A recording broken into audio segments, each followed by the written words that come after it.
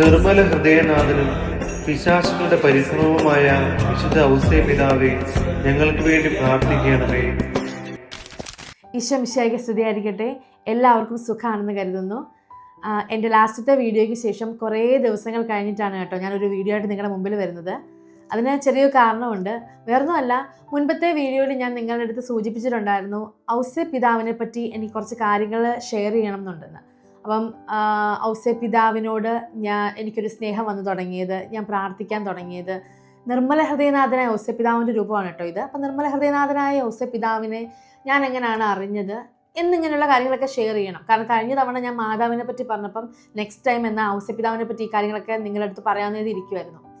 അപ്പോഴാണ് ഞാൻ ആത്മീയ ഗുരുവായിട്ട് കാണുന്ന എൻ്റെ വ്യക്തി എന്നോട് പറഞ്ഞത്, മോളെ, നീ ഔസേപ്പ് പിതാവിനെ പറ്റി പറഞ്ഞതിന് മുമ്പ് എന്തായാലും ഒരു ബുക്കുണ്ട്, ആ ബുക്കൊന്ന് വാങ്ങിച്ച് വായിക്കണമെന്ന് പറഞ്ഞു. ഒരു ഇംഗ്ലീഷ് ബുക്കാണ്. അപ്പം എൻ്റെ സ്വഭാവത്തിന് എനിക്ക് വായനാശീലം തീരെ ഇല്ലാത്ത ആളാണ്, ഭയങ്കര മടിയാണ് വായിക്കാൻ.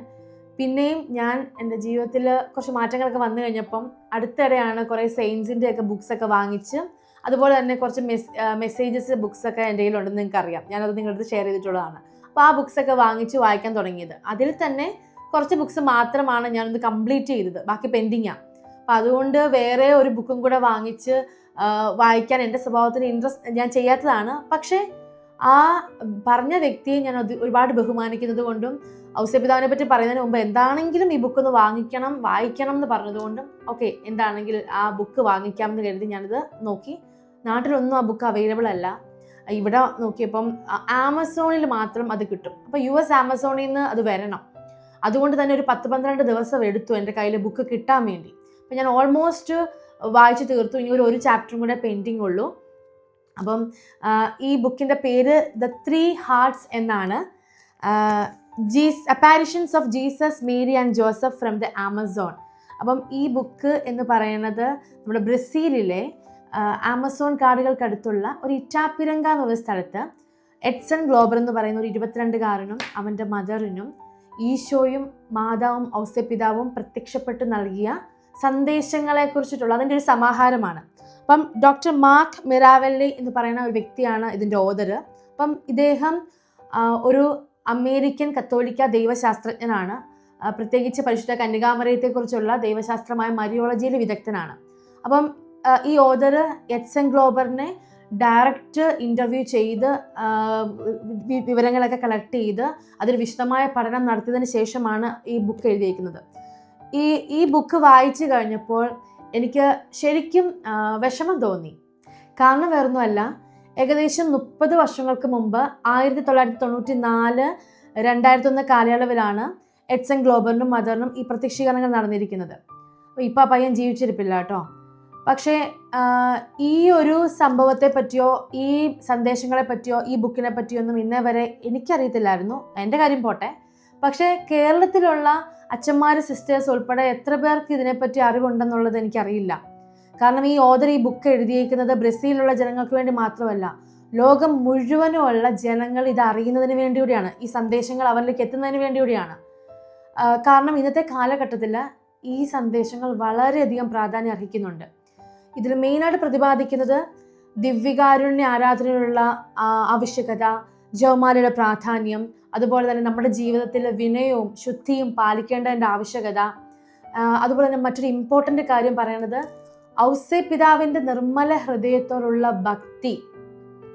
അപ്പം ഈ ഒരു പ്രത്യക്ഷീകരണത്തിന് നമ്മുടെ കേരളവുമായിട്ടൊരു കണക്ഷൻ ഉണ്ട്. അപ്പോൾ അതിലേക്ക് വരുന്നതിന് മുമ്പ് എനിക്ക് ഔസേപ്പ് പിതാവിനോട് എൻ്റെ നേരത്തെയുള്ള അപ്രോച്ച് എങ്ങനെയായിരുന്നു, അല്ലെങ്കിൽ ഞാൻ എങ്ങനെയാണ് നിർമ്മല ഹൃദയനാഥനായ ഔസേപ്പ് പിതാവിനെ അറിഞ്ഞെന്നുള്ളത് ഞാൻ ജസ്റ്റ് ഒന്ന് നിങ്ങളുടെ അടുത്ത് ഷെയർ ചെയ്യാം. ഞാൻ ഔസേപ്പ് പിതാവിനോട് അങ്ങനെ പ്രാർത്ഥിക്കുന്ന ഒരു ശീലമൊന്നും എനിക്കുണ്ടായിരുന്നില്ല. കാരണം ഓർക്കാറില്ലായിരുന്നു എന്നുള്ളതാണ് സത്യം. ആകെപ്പാടെ ഔസേപ്പ് പിതാവിനെ വിളിക്കുന്നതെന്ന് വെച്ച് കഴിഞ്ഞാൽ നമ്മുടെ മഴക്കാലത്ത് ഇടിയും കൊള്ളിയാനും ഉണ്ടാകുമ്പോൾ ഒരു സുഹൃതജപം ചൊല്ലും പേടിച്ചിട്ട്, ഈശോ മറിയ ഔസേപ്പേ ഈ വീടിന് കൂട്ടായിരിക്കണേ എന്നും പറഞ്ഞ്. പിന്നെ അതുപോലെ തന്നെ ഈശോ മറിയ ഔസേപ്പേ ഈ വീടിന് തുണയാകണേ എന്ന് പറഞ്ഞൊരു പാട്ടുണ്ട്. അതും വല്ലപ്പോഴും ഒക്കെ കുടുംബ പ്രാർത്ഥനയ്ക്ക് പാടും. അപ്പം അത്രയൊക്കെ ഉണ്ടായിരുന്നുള്ളൂ. പിന്നെ പള്ളിയിൽ പോകുന്ന സമയത്ത് മാതാവിൻ്റെ രൂപക്കോട് വെച്ചേക്കുന്നതിന് ഓപ്പോസിറ്റായിട്ട് തന്നെ ആണുങ്ങൾ നിൽക്കുന്ന സൈഡിൽ ഔസേപ്പിതാവിൻ്റെ ഒരു രൂപക്കോടുണ്ട്. അപ്പം ആണുങ്ങളുടെ സൈഡിലായതുകൊണ്ട് തന്നെ പൊതുവെ അങ്ങോട്ടേക്ക് അധികം നോക്കാറൊന്നുമില്ല. പിന്നെ കുർബാന തീരുന്ന സമയത്ത് മാതാവിൻ്റെ രൂപത്തിന് മുമ്പിൽ പോയി നിശ്ചയം പ്രാർത്ഥിച്ചിട്ട് ഇങ്ങനെ തിരിയുന്ന വഴിക്ക് ഔസേപ്പിതാവിനെ കാണുമ്പം ഔസേപ്പിതാവിന് എന്തെങ്കിലും തോന്നിയാലോ എന്ന് കരുതി ഔസേപ്പിതാവിൻ്റെ അടുത്ത് വരെ ഒന്ന് പോയി പ്രാർത്ഥിച്ചിട്ട് പോരും. അപ്പോൾ അത്രയൊക്കെ ഉണ്ടായിരുന്നുള്ളൂ. അപ്പം അങ്ങനെ ഇരിക്കാൻ നിങ്ങളോട് ഞാൻ ഇതിനു മുമ്പ് ഷെയർ ചെയ്തിട്ടുള്ളതാണ്. ഞാൻ ലാസ്റ്റ് ഇയർ നമ്മുടെ വിളക്കന്നൂർ പോയി അവിടുന്ന് എരുവാറ്റയിൽ ചെന്ന് ദേവകരുണയുടെ മാതാവിൻ്റെ പൂന്തോട്ടത്തിൽ പോയ കാര്യം. അവിടെ പോയപ്പോഴാണ് ഞാൻ ഔസേപ്പിതാവിനെ പറ്റി എനിക്ക് ചെറിയൊരു പിക്ചർ കിട്ടുന്നത്.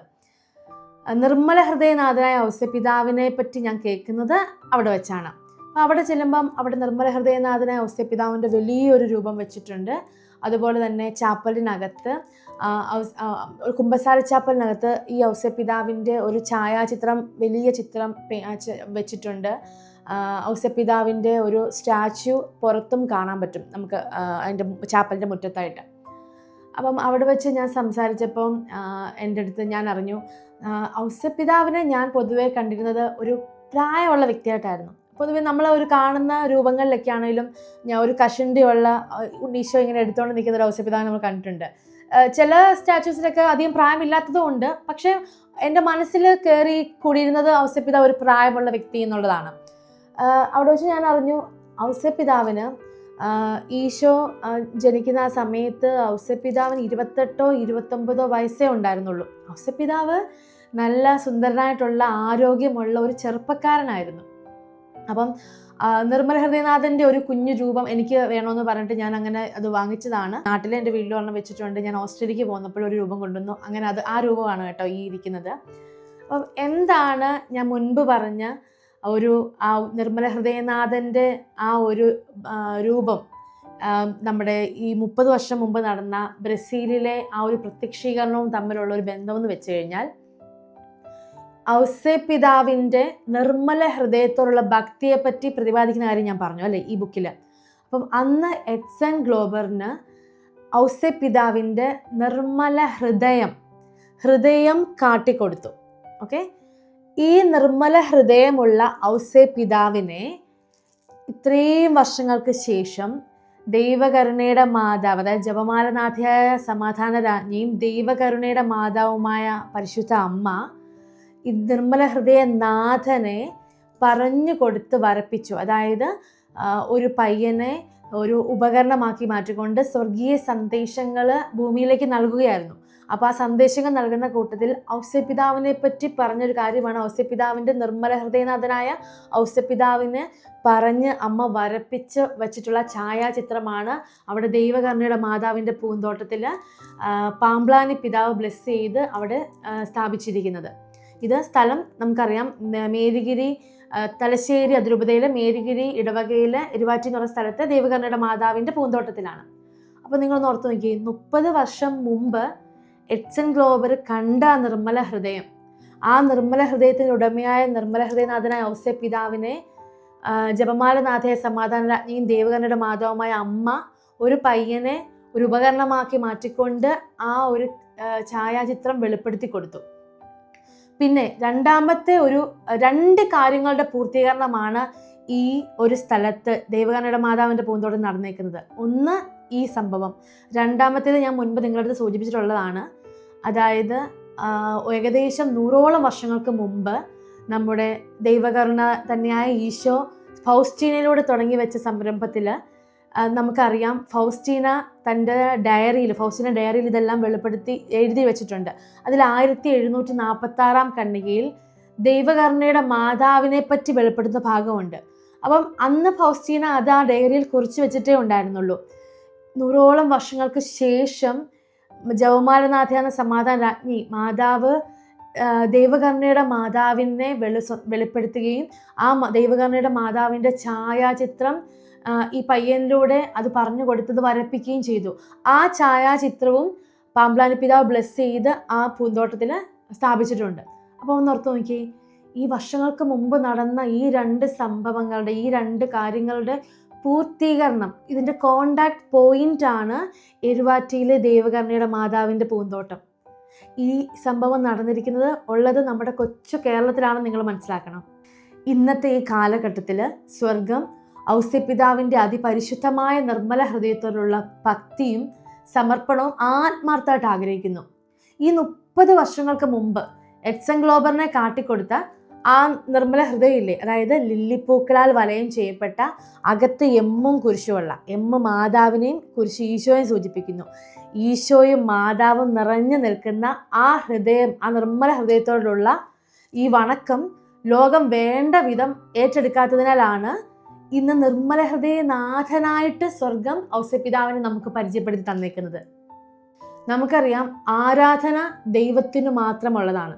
അതുകൊണ്ടാണ് സഭയിൽ ലാത്രിയ എന്ന് പറയുന്ന ആരാധന അത് ദൈവത്തിന് മാത്രമുള്ളതാണ്.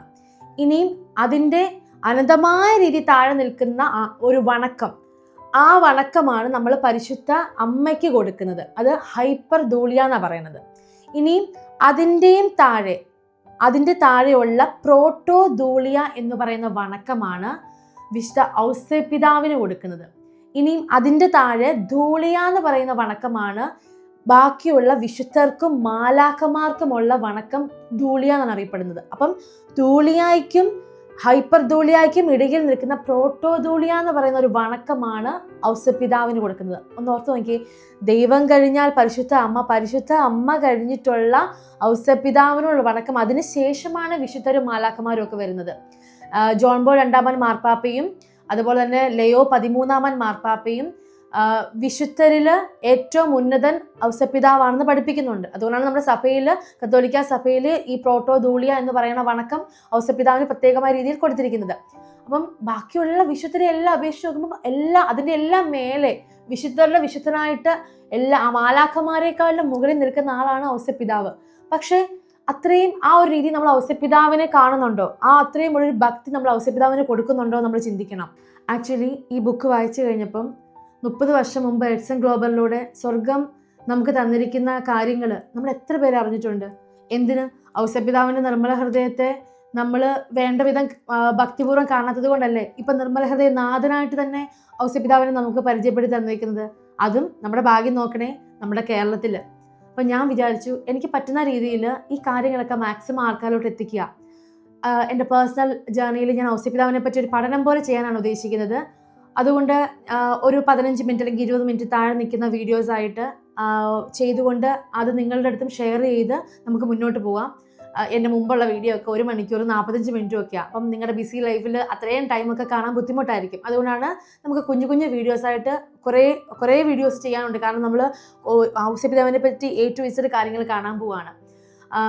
നമുക്ക് ആത്മാർത്ഥമായിട്ട് ഔസേപ്പിതാവിനെ നമുക്ക് സ്നേഹിക്കാൻ പറ്റും. ഔസേപ്പിതാവിനെ പറ്റി നമ്മൾ ശരിക്കും അറിഞ്ഞു കഴിയുമ്പോൾ നമ്മളുടെ ഒരു സൈഡിൽ മാതാവിനെയും ഒരു സൈഡിൽ ഔസേപ്പിതാവിനെയും വിശുദ്ധ കുർബാനയിലൂടെ ദിവ്യകാരുണ്യത്തെ പരിശുദ്ധ ത്രിത്വത്തെ നമ്മുടെ ഹൃദയത്തിലും നമ്മുടെ കാവൽ മാലാഖയെ നമ്മൾ പുറകിൽ നിർത്തിക്കഴിഞ്ഞാൽ പിന്നെ നമുക്ക് എന്താ പേടിക്കാനുള്ളത്? ഈശോയും മാതാവും കഴിഞ്ഞു കഴിഞ്ഞാൽ ഔസേപ്പിതാവിനെ ആണ് പിശാചുക്കൾ ഏറ്റവും കൂടുതൽ പേടിക്കുന്നത്. നിങ്ങൾ പ്രാർത്ഥിക്കുമ്പോൾ ഇങ്ങനെ പ്രാർത്ഥിക്കണം: നിർമ്മല ഹൃദയനാഥനും പിശാചുക്കളുടെ പരിഭ്രമവുമായ വിശുദ്ധ ഔസേപ്പിതാവേ, ഞങ്ങൾക്ക് വേണ്ടി പ്രാർത്ഥിക്കണമേ എന്ന്. അപ്പോൾ നമുക്ക് എൻ്റെ ഈ വീഡിയോ ഇനി ഞാൻ ലേറ്റ് ആവത്തില്ല കേട്ടോ. ഞാൻ മാക്സിമം പറ്റുന്ന പോലെ സ്പീഡിൽ ഇടാം. അതുകൊണ്ട് നമുക്കിനി അടുത്ത വീഡിയോയിൽ കാണാം. ഇതൊരു ഇൻട്രൊഡക്ഷൻ വീഡിയോ മാത്രമാണ്. നിർമ്മല ഹൃദയനാഥനെ നിങ്ങൾക്ക് ജസ്റ്റ് ഒന്ന് പരിചയപ്പെടുത്തണം, ഈ കാര്യമൊക്കെ ഒന്ന് ജസ്റ്റ് ഷെയർ ചെയ്യണം, അത്രേ ഞാൻ വിചാരിച്ചുള്ളൂ. അപ്പോൾ ഇനി നമുക്ക് അടുത്ത വീഡിയോയിൽ കാണാം. Praise the Lord.